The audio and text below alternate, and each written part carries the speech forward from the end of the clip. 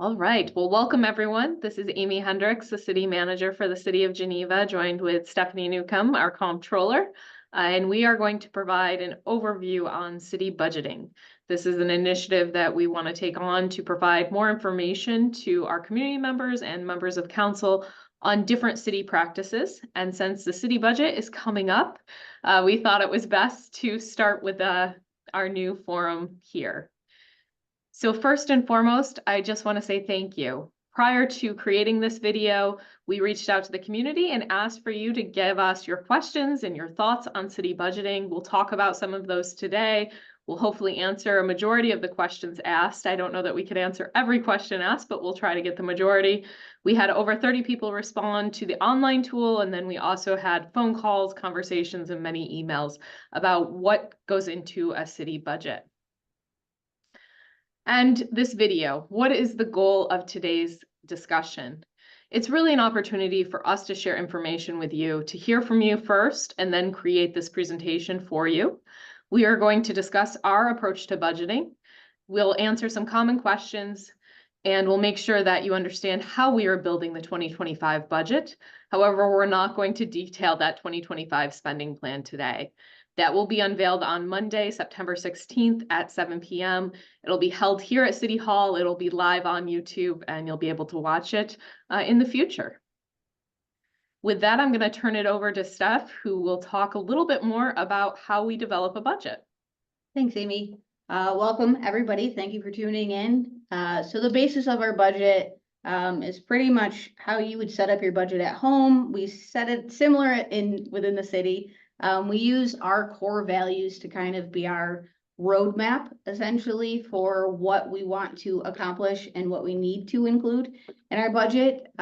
This information is available on the city website, but just to touch on a couple of key points, the core values that the city uses as our guidelines are the safety, innovation, caring and respect, integrity and honor, and service and stewardship. So this is sort of what we use as checkpoints to keep touching base on to make sure that we're accomplishing what we want with our budget, but also staying in line with our mission and our values.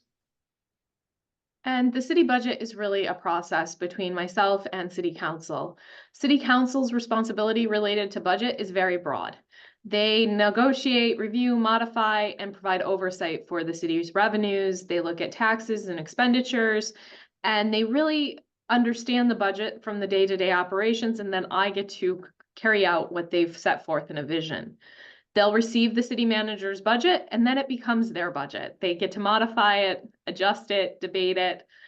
They will then also respond to large budget changes. So there's a lot that I can authorize internally, and then there are a lot of times I have to have city council approval on larger contracts and things like that.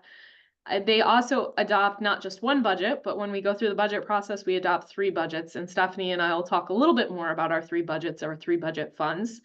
And throughout the year, there are modifications. The budget is definitely a living document. It not only shows where our values are, but it shows how we meet those values and those key initiatives each year. As far as my role of the city manager, I manage the day-to-day operations of the city. It is everything from staffing and support to ensuring that we have the funds, meeting with the community, and carrying out the vision set forth by council. My executive role really, and part of that in the budget, is creating this annual proposal. I talk to each of our departments along with the comptroller. We give them ideas of where we'd like to go with the budget, understand what they're spending, what they need to spend, some of their long-term visions for the future, how they want to get there. And then we develop a preliminary budget, send that to council. That will be happening on Monday. They'll then adopt the budget, and it's my job to then carry it out throughout the year. As I mentioned, it's a living document. Things change throughout the year, and as those changes occur, we modify. As departments bring those modifications to me, I then bring them to council, and I'm responsible for not only educating council, but the whole community, because it really is all of our budget.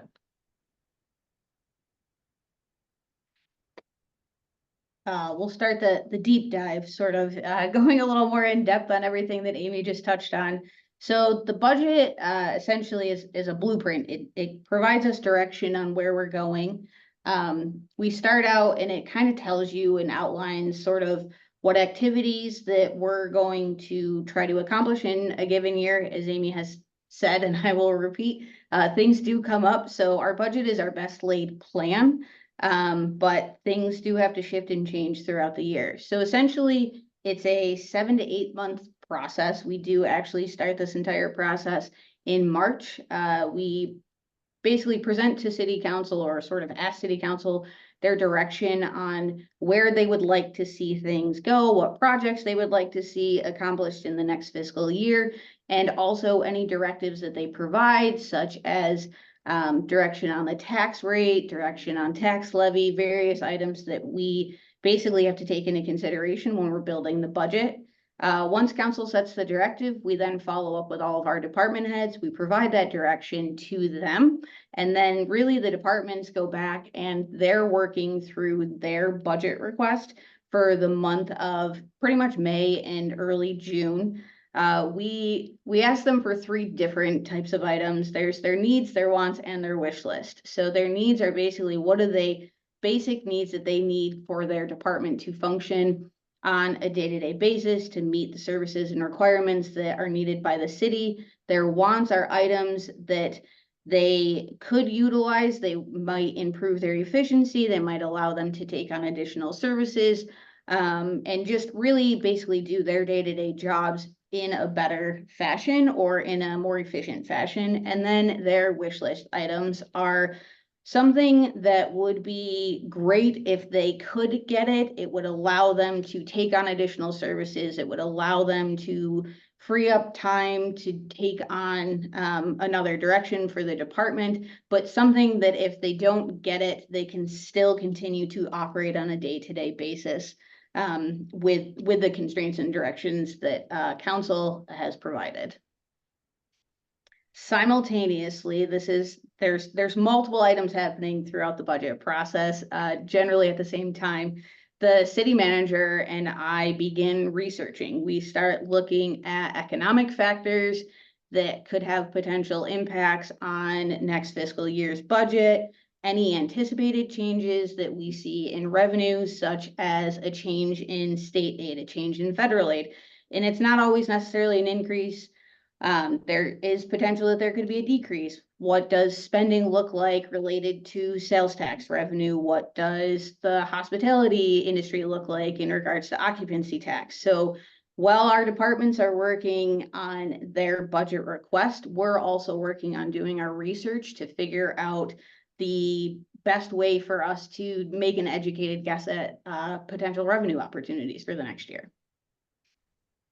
And the fun part of it all is at the end, it does have to balance. Municipal law does require a balanced budget.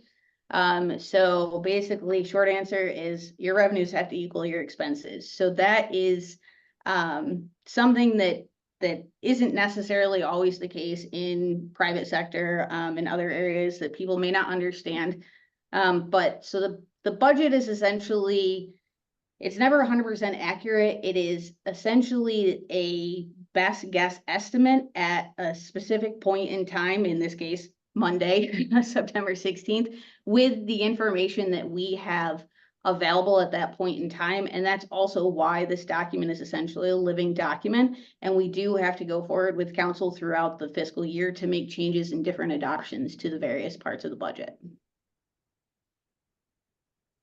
So breaking down the budget itself, it actually is made up of 4 different funds. The general fund, which is primarily the one that everybody kind of talks about, is the primary operating account for the city. That's where generally the majority of the day-to-day operations and activities occur. It's services that are provided to the city. Then we have our water fund and our sewer fund. So while they are 2 separate funds, generally they get talked about together. The water fund is the operating activities and services that are related to our drinking water. We have a separate plant. It operates, it has an amazing staff. They are fantastic at their job, and it's essentially holding everything, the ins and outs, the water bills, and the expenses that are related to the water fund. And then on the other side of it, we have the sewer fund, which are the activities and services related to our wastewater treatment. And again, we have a separate facility. The staff there are absolutely amazing, very knowledgeable. And so it's essentially holding everything that's related to the sewer fund in its own bucket per se. And then we have the capital budget. So this is anything that's larger above and beyond the standard day-to-day operations activities. So something along the lines of a new building or a new road or a new bridge, that all falls within our capital project. And this is also a request, and I would say a back and forth discussion with Amy and I and our department heads about the direction that's provided by council, maintenance and upkeep that's needed throughout the city in various, buildings, infrastructure, and other items. And that basically gets broken out into 5 years. So we tend to try to like to have a 5-year lookout for that. But one key note is the value of this is pretty much anything that's going to be over $50,000. And that's a very low threshold. We tend to evaluate everything based upon the total expense per project, and also if it's going to be a multi-year project. So we try to break it out with what we anticipate incurring expenses each year to complete the entire project. All right. So revenues, we talked a little bit about the funds and how they're all separate. And there's different revenues that go into each of those funds. So revenues for a city come in the forms of property tax or tax levy, which is what is most commonly referred to. That's actually the last revenue we look at when we build our budget. We start with all the other known and unknown factors of revenues. So things like sales tax, we have a sales tax sharing agreement with the county and we receive our sales tax through that. That's an elastic revenue. We don't always know where that's going to be. It can stretch, it can grow, and it can also rebound. It's kind of like a rubber band. So we have to project based on what we know at that time. We receive state and federal fundings in a couple different forms. Some are through grants, which is also the next category, as well as we have assistance or AIM funding from the state that comes as a trickle through. So we know we have some funding. Also, we mentioned our fiscal year, state fiscal year is different as well as the federal fiscal year. So sometimes we are well aware of what our funds look like year to year because they're already coming through an additional calendar year. We also have fines and fees. That's where some of our funding comes in. When we talk about sewer fund and water fund, I just want to be clear that some of these categories don't fall over to those funds. And so that's why we have water rates and sewer rates. That's a utility fund. And so it doesn't have the same drivers as the others on both revenues and expenses, and then other investments and earnings. So the city does maintain properties. Sometimes we sell some of those properties. We can also invest. That strategy is progressing more and more. Again, with investments and earnings, things like that, that's also elastic revenue. So when Stephanie and I meet regularly throughout the process, we start, as she mentioned, in the spring, and then we just watch and we wait. One of the things that will be interesting about this budget process is we'll be presenting the budget on Monday, and then on Tuesday, the Federal Reserve will be meeting to discuss their interest rates, which can have impacts on all of us, from the community members to our businesses. So this is just a quick breakdown on where our money comes from. All of the categories I showed on the previous slide are in here. They are discussed a little differently as far as titles. These are titles that are used under municipal budgeting, but I wanted to be clear, this is where our budget comes from. So you'll see that 43% of our budget is from that property tax line. That's where that revenue is coming in. And I'm going to turn it over to Stephanie to talk a little bit more about how it all plays out.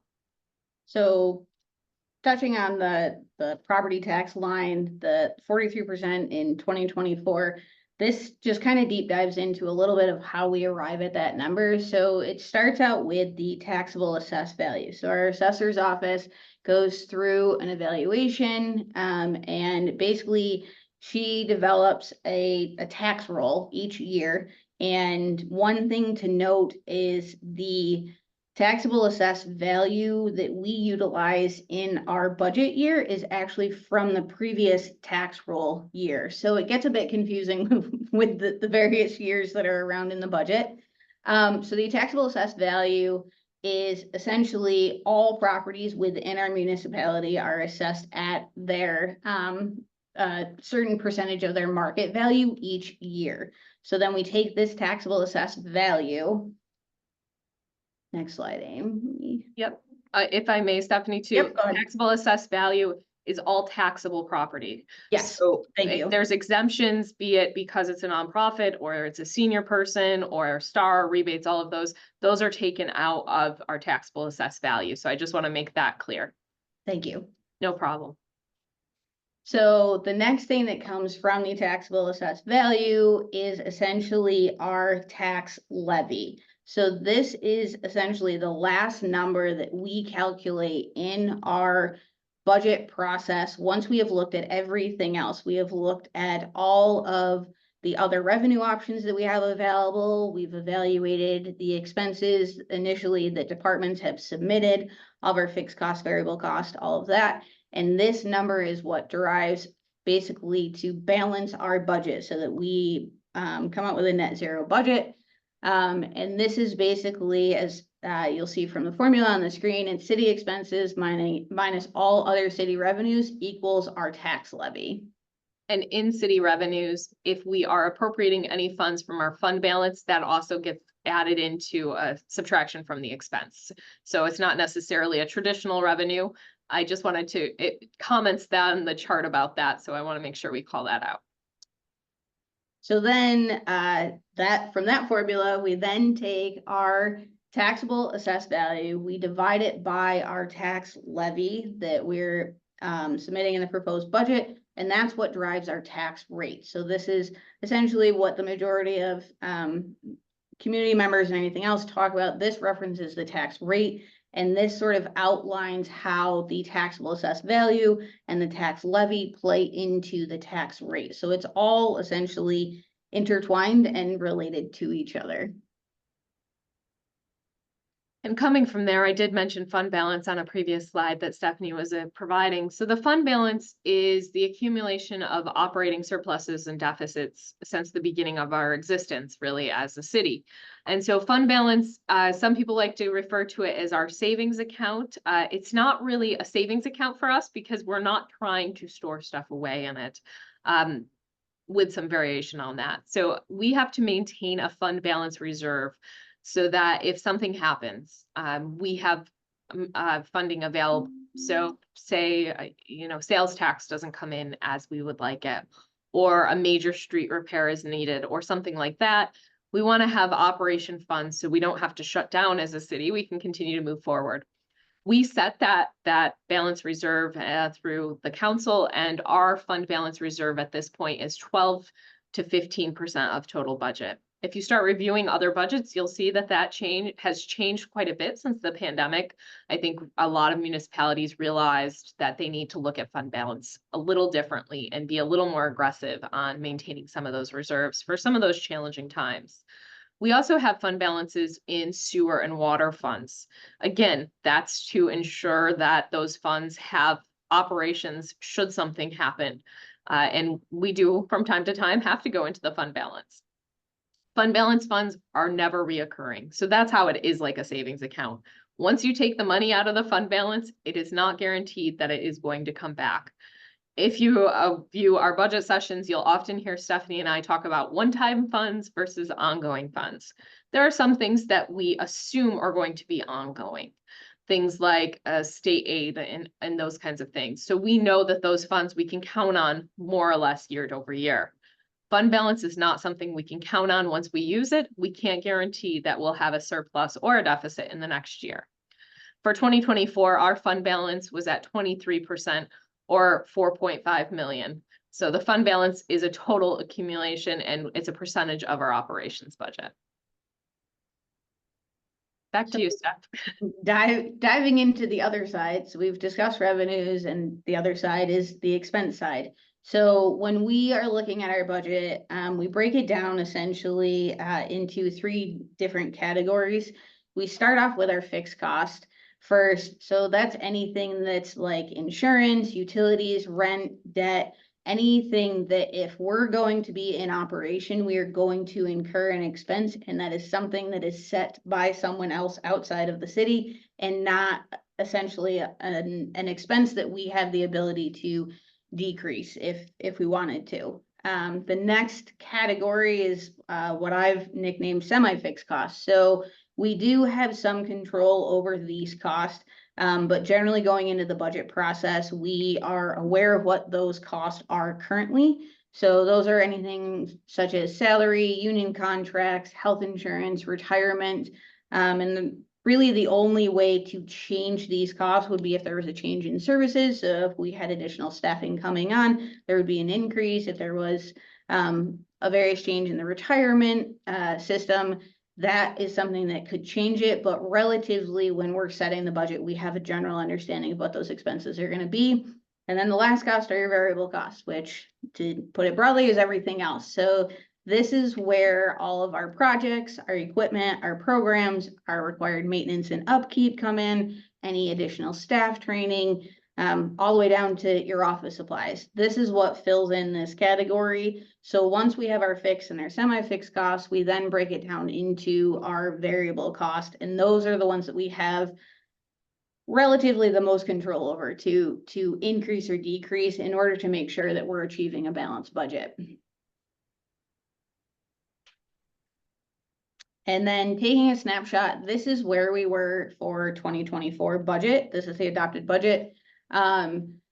Various items, again, like we talked about. So there's debt services, there's pension and fringe benefits, there's health, sanitation, environmental protection. Those are some key areas that we have to maintain certain requirements. We have standards, we have guidelines, and then the administration, and then recreation and community services. So this is just a general overview of kind of how all of those expenses then get broken out into the various different aspects.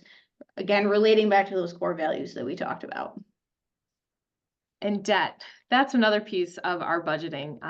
So the city generates long-term and short-term debt by issuing bonds and bands to fund the building, maintenance, and improvement of our infrastructure, as well as other capital assets. When we talk about capital budgeting, it's not always tied to debt, although sometimes it is, often it is. So we look at a debt forecast of what do we have out currently, and what can we take on, or what is the debt burden that we're willing to take on. The more the city spends on debt service, often there's less funds that are available for other city programs. So sometimes you can think of a ban or a bond as borrowing, or it's a loan. Basically, it's a low interest loan, especially municipal, to allow us to do larger projects. So we may bond something like an expansion of our wastewater treatment plant, which doesn't come from the general fund, but it's a ban or a bond from our capital and debt. And so we tie that, and it is paid back through revenues on, in that case, it would come through the sewer fund. A city debt function that we could talk about in the general fund may be something like a road or a highway. And in those cases, sometimes with the debt, we'll take on some of the debt, and then we'll also split the debt on that and have other sources of funding. It is very rare that we take on an entire project with debt. Often we have additional funds from other spaces, and the only reason we're incurring the debt is because we can't put that complete cost at that time onto our taxpayers. And so it goes over time and it reduces the burden. Every year, though, because we have incurred debt for quite a while, a portion of our expense budget has to be used to fund that debt service.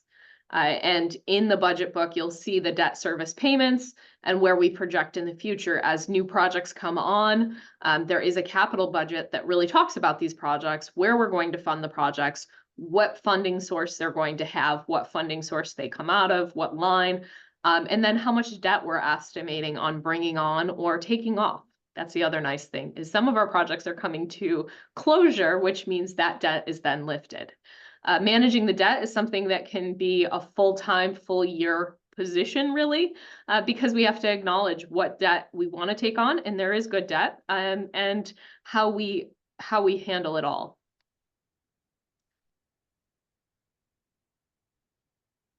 So that was a lot of information. I understand that.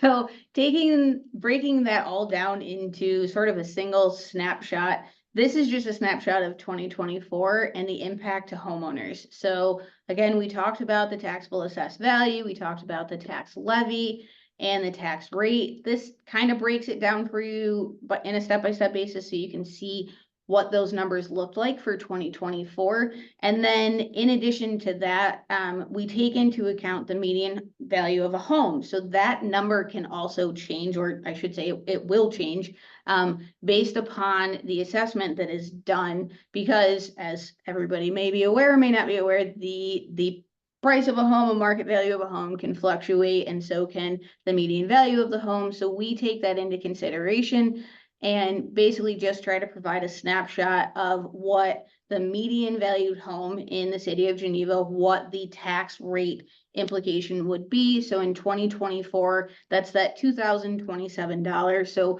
rough estimate, that's roughly where a tax bill essentially would land for a home that was valued at the $117,500.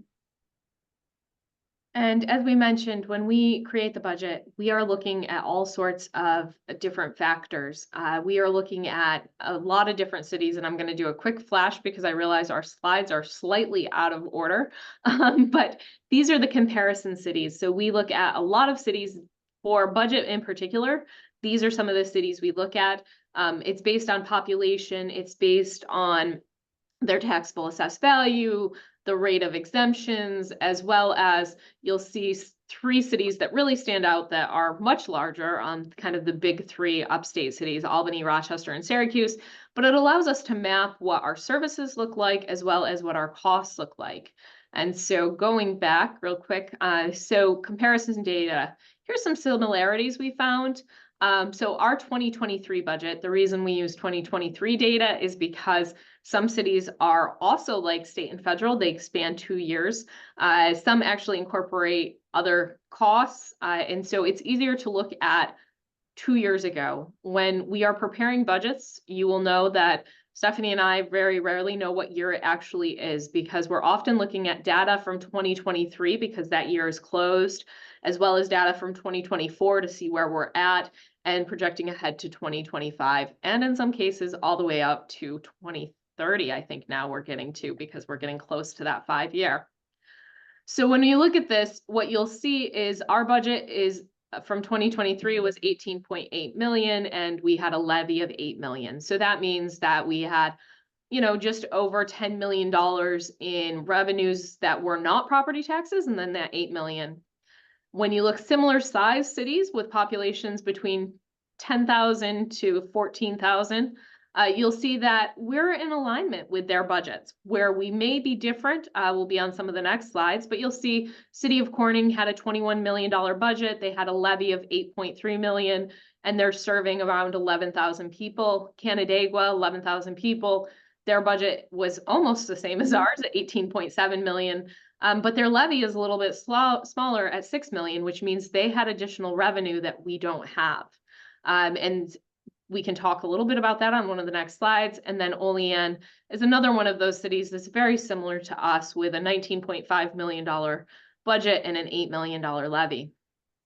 So when we looked at taxable assessed value and the population, I called out 4 of these that I just mentioned. You'll see that the city of Geneva, our taxable assessed value in 2023 was $488 million.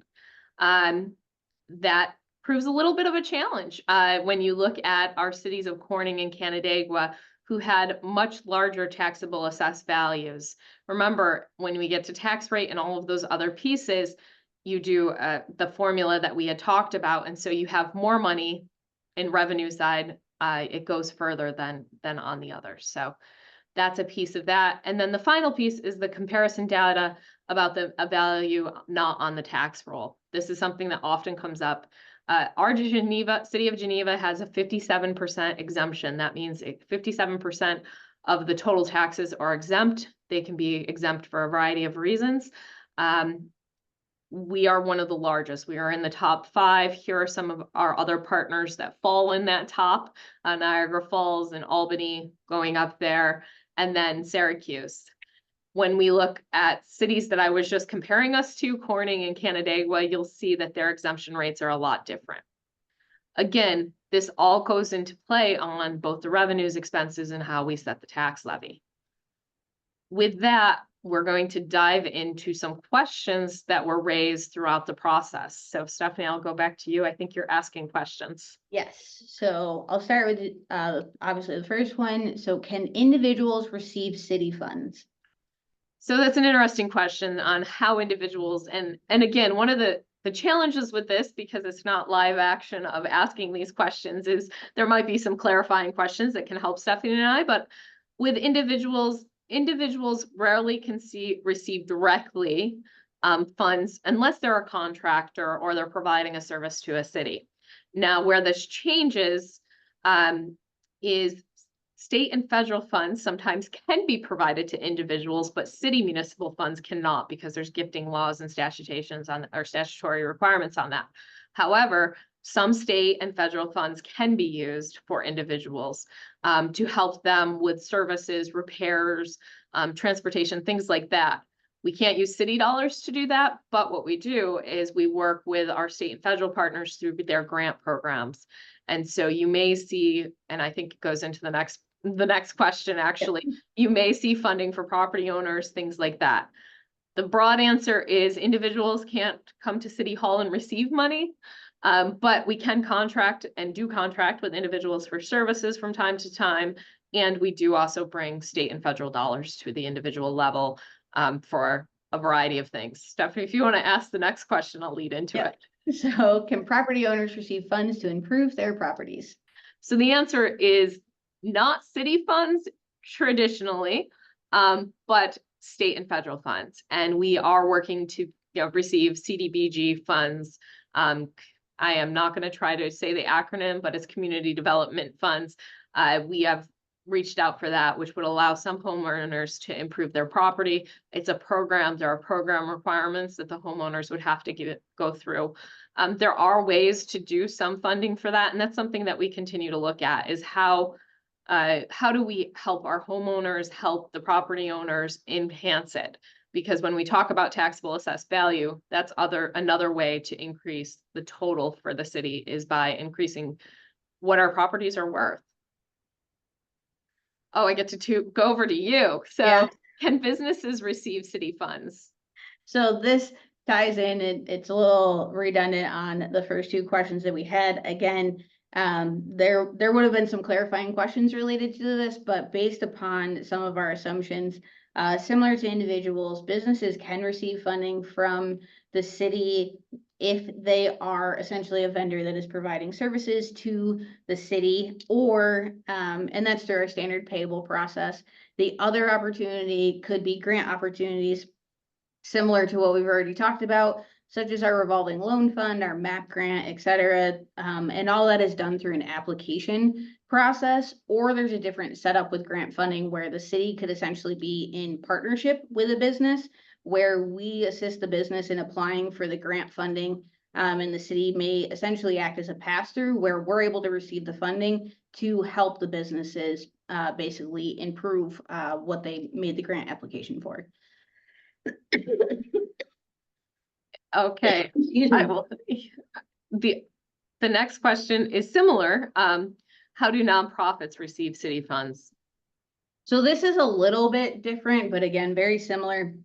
But the majority of our nonprofits that are asking for funding can basically make a request to city council. If there is something that the nonprofit wants city council to take into consideration that they would like city support for, city council can make a directive for us to essentially provide some level of support to that nonprofit. Again, that's based upon council directive, or if the nonprofit is responding to a city's, if we put an RFP and RFQ and the nonprofit is responding to it, again, that would fall into the previous answers that we provided for individuals and businesses. They then would be providing a service to the city, and we would essentially provide funding to them through our standard payable process.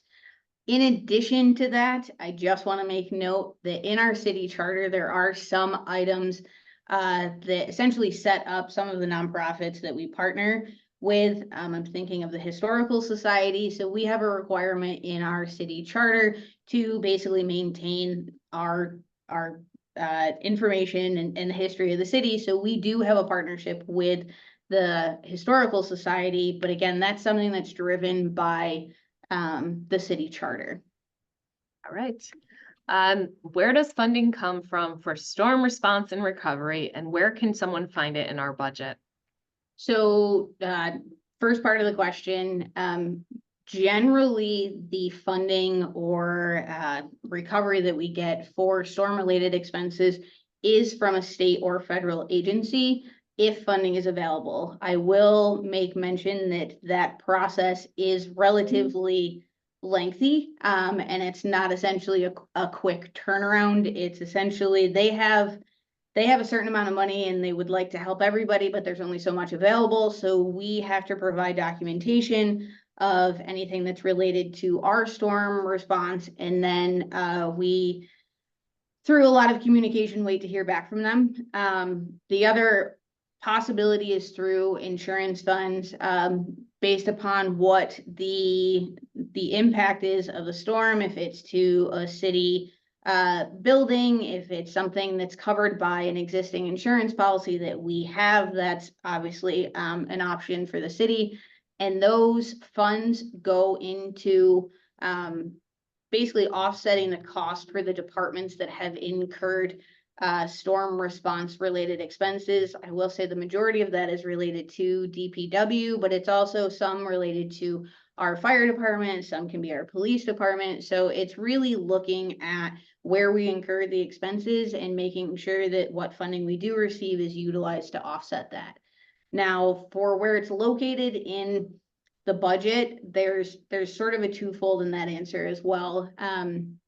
We have to account for all revenues in a revenue related account due to municipal government, but you'll see it where it's an in the revenue side and it's an out with the related expenses. So it could be in the general maintenance line in the DPW department. It could be in the equipment line for the fire department. It really is dependent upon what the expense is related to and making sure that we categorize that appropriately based upon municipal law.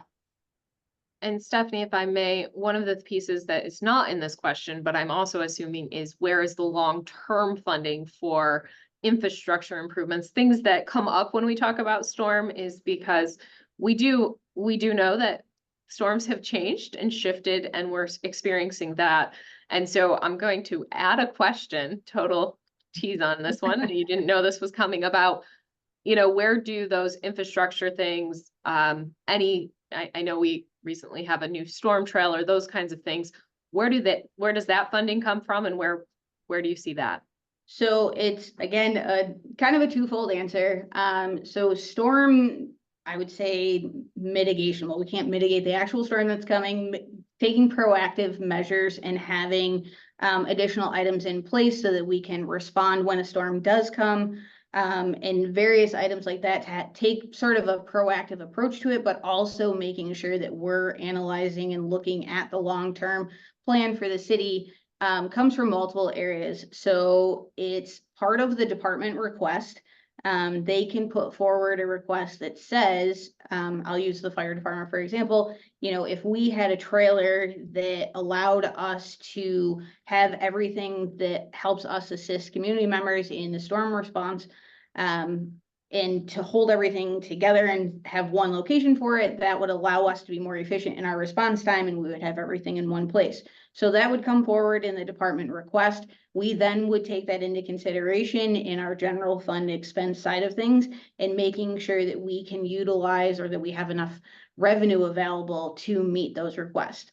On top of that, we also will look at long-term planning in our capital projects to make sure that we're looking at larger items such as street maintenance, street improvements, sewer line, water line, making sure that we're being conscious of maintenance and upkeep that's necessary that will help us basically, again, take a proactive approach to any storms that may come in the future.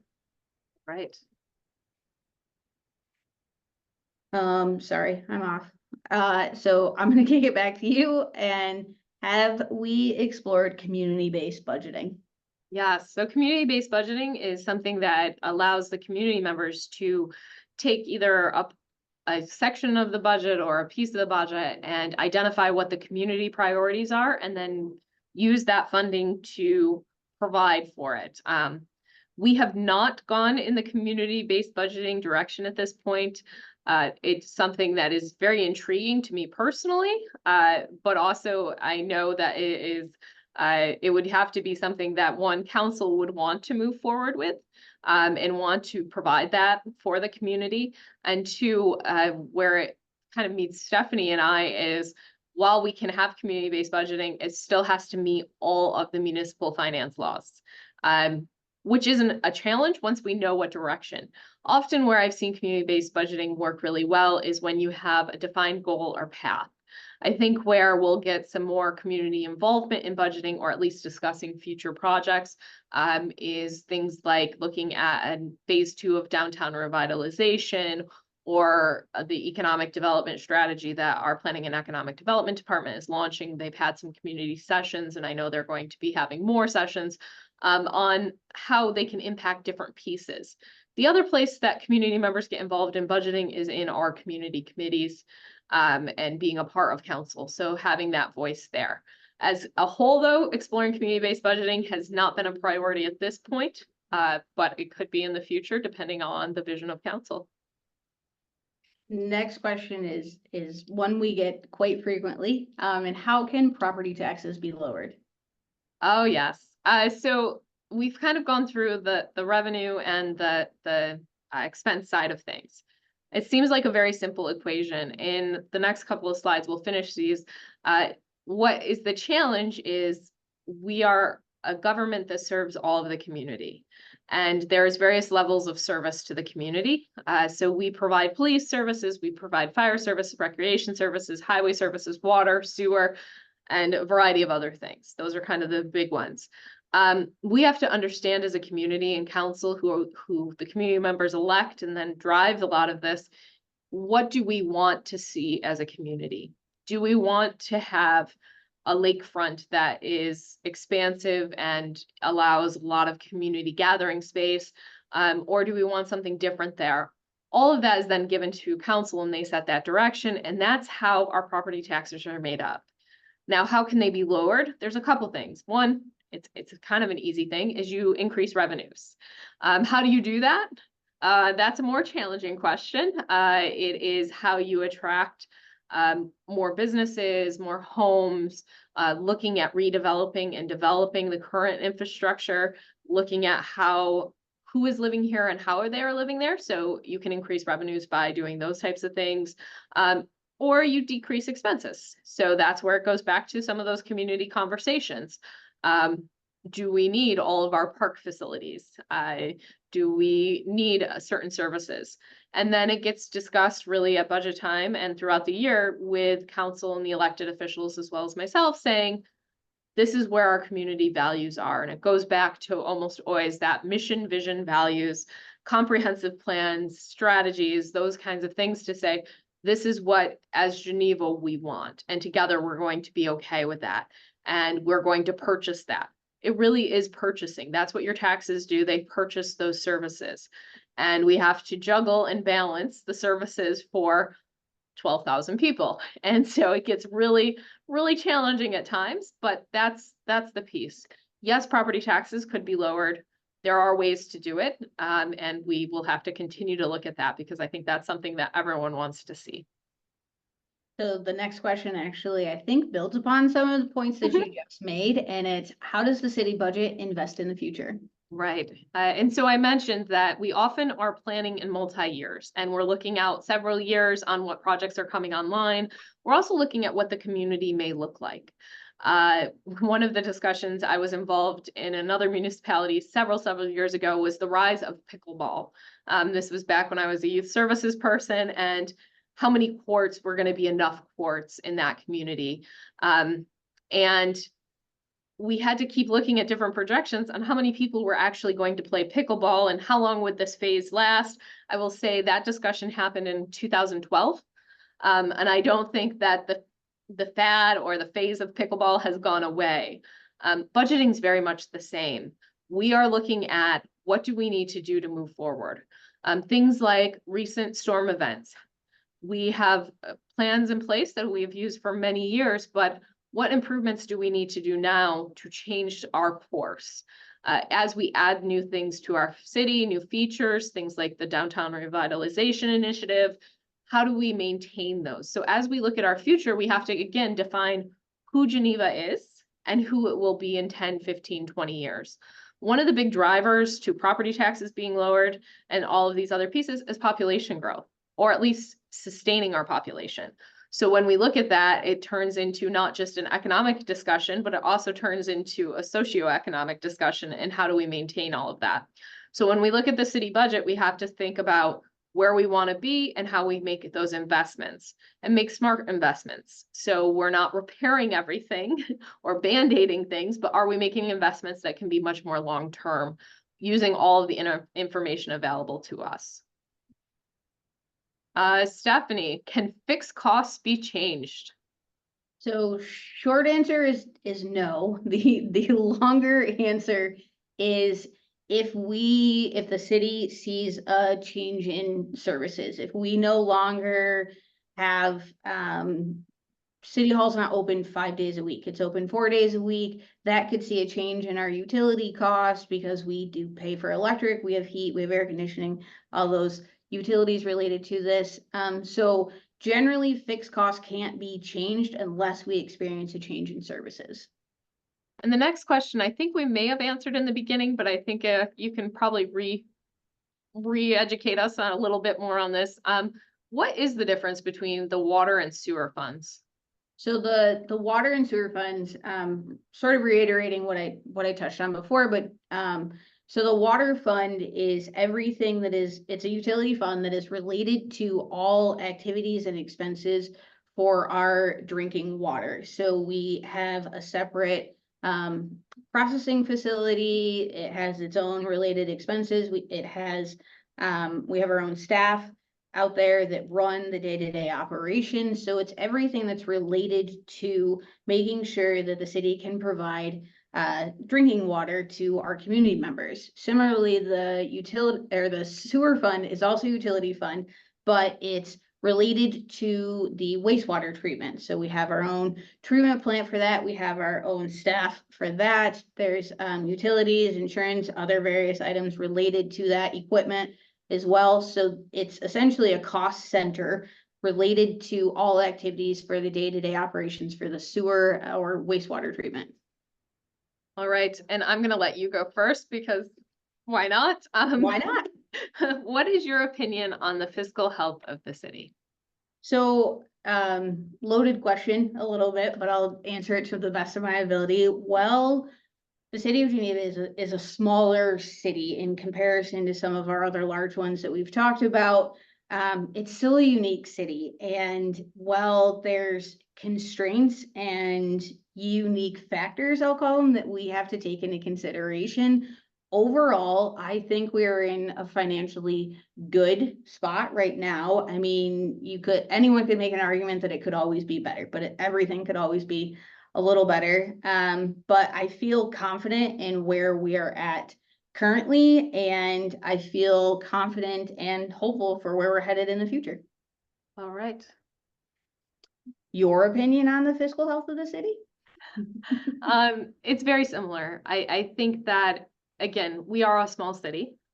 We have a lot to offer as a small city, and we are a city. So we have services that are unique to a city. Our police and fire services, being a paid fire department, having policing 24/7, that's a localized policing, which means it's more of a neighborhood policing than some of the other services. Those can be costly. And I know those are things that people debate the cost of, but choosing to live here, it definitely is a benefit and makes us a city.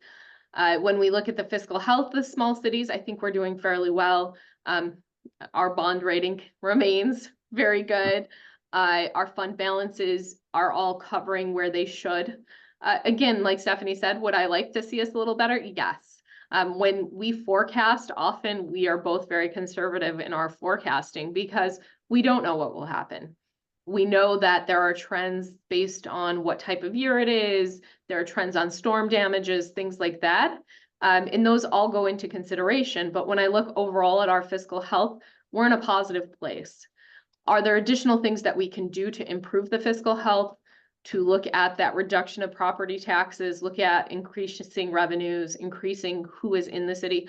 Absolutely. And I am really fortunate to have a strong staff of really intelligent people who are all tackling this from the different angles. And so they're looking at everything from public safety to economic development to infrastructure and facilities to ensure that we have all the services that make us a really unique place. And I know we use that term, that is kind of our slogan, but it is unique, which means we have unique challenges and unique benefits. With that, I am going to show you some of the community thoughts. I talked about the dichotomy of thought in building a budget. And so here are some of the community thoughts that came from the survey. They are not all of the thoughts. I will say that you all, the 30 people that responded in writing to the survey, had very interesting ideas and comments. We did ask for creative budgeting solutions, and I think some of you provided some things that maybe we haven't thought of, or maybe we haven't explored recently. So some of these things, and you'll see, go hand in hand, and some go apart from each other. So integrate services with others, have the sheriff's office patrol the city was one. And then further on, you'll see more spending in public safety. You would see reductions in some areas and increases. More funding going towards making our city beautiful and functional, developing the downtown and lakefront, supporting better parks, reducing salaries, and additional thoughts, integrate services with others, have the sheriff's office patrol. I just went back to the same slide. There we are. Reduction in the size of council, stop giving exemptions to businesses that don't stay, austerity from overtime pay, reduction in projects and services. Again, this goes back to how do you reduce the budget? I just realized there was one slide that somehow got left out of this, Stephanie. Union negotiations was a theme that we were going to mention, and somewhere it got dropped. What I will say is we do have 6 bargaining units that make up some of the fixed costs that we have talked about. Union contracts can vary from anywhere from an annual contract, which would be very difficult, to multi-years. Our longest contract right now is a 4-year contract. Of our 6 unions, 4 came to a close last year. 2 of those have now been settled, and we have multi-year contracts for those 2 units. 2 are still in negotiations, and 2 more of our 6 open and are going to be starting to be negotiated. They come to a close at the end of this year. One of the questions was, how do the union negotiations work, and is it a bullying environment? I will say that union negotiations, when we come to the table, so there's a negotiation team from the city and each bargaining unit. When the bargaining unit comes to the table, they are looking out for the interest of their employees and ensuring that they work in a safe space and they have good wages and good benefits. And when the city comes to the table, we're looking at very similar things, but acknowledging some of the limitations that we have as a city. The process is all put forward in what's called the Taylor Law, and it's very strategic on how the process is. It can be frustrating because there are various rules about how the process works. I will say our labor representatives have all been very kind throughout the process. We work together. We don't always get along, but we do have respectful dialogue and also take breaks when we need. At the end of the day, the union negotiations all come from the city budget. And so it all comes together in some form or fashion. I don't feel, this is my first time working with all 6 of the units, I don't feel that we're bullied. I also don't feel that we stand down on everything. We have to work together day in and day out. They are a piece of the puzzle, and we have to figure it out and figure out how to negotiate together. as I said, I feel that we're in a healthy place. That also means our wages are healthy and that our employees are well taken care of. And I truly believe that. When we do, very similar to our budget, when we do negotiations, we look at comparison cities, we look at comparison contracts, and we look at, what is our workforce turnover? Are we retaining and recruiting employees? If we're having a challenge, we may look at something differently. Overall, though, we're not having significant challenges. That's really shifted, and I am fortunate to say that we're able to recruit and retain many, many employees. And I assume that that means that they do like where they work and that we are paying fair and reasonable wages. So on the union negotiation piece, I didn't want to miss it because I knew it came up a few times. Yeah. That does impact the budget, though, because when we settle these contracts, they have negotiated salary increases, benefit changes, things like that. And so those negotiations could increase the total spending or decrease the total spending, although often they increase along with all the other costs that drive things up. And it's not just union negotiated costs, but overall costs continue to increase. So first off, for those of you that made it through our full 1 hour presentation, thank you. Thank you for your patience. It's our first time doing this, and we had really felt like we were going to do it start to finish, whatever mistakes happen or the realistic discussions that Stephanie and I had, we are going to leave in this presentation. So you will see all of those as long as the presentation is up. We do hope that people will be able to join us on Monday at 7 p.m. You don't have to be at council chambers, but you're more than welcome to be at council chambers. And we will provide the 2025 budget. So thank you for that. Thank you, everyone. Yes.